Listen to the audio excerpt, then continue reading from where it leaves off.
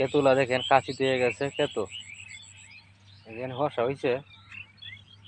এই যে দেখেন হসা, এই দেখেন দেখাচ্ছি আমি আপনাদেরকে কাছে নিয়ে। এই দেখেন হসা এখানে তিনটে দেখা যাচ্ছে, তিনটে হসা।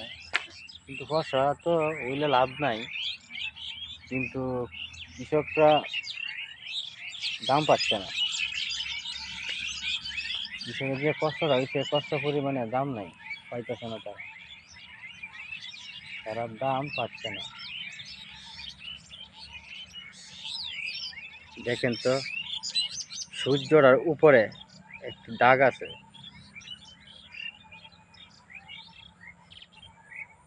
একাই দেখেন।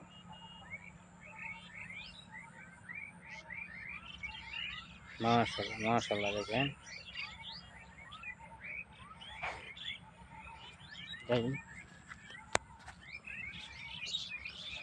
দেখেন পাখি, পাখির ডাক আসলে খুব অসাধারণ। মাশাআল্লাহ দেখেন,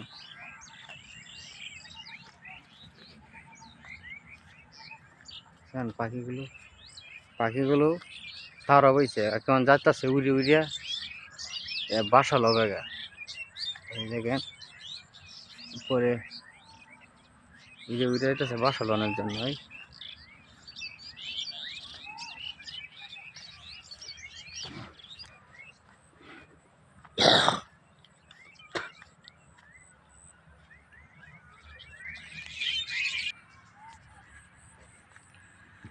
আজকে মরলে কালকে দুদিন।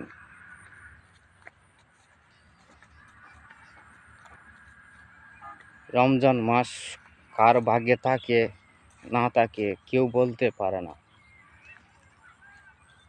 ভাই আমি বলবো মুসলমান ভাই ও বোনেদেরকে, আমরা চেষ্টা করি রোজারি রাখার জন্য। 30টা হলে 30টাই, 29টা হলে 29টাই। আল্লাহকে খুশি করি, নিজেও খুশি হই। ভাই বিশ্বাস করবেন কিনা বলতাম না, রোজা রাখলে এমন শান্তি লাগে কি কইম আমি। কারণ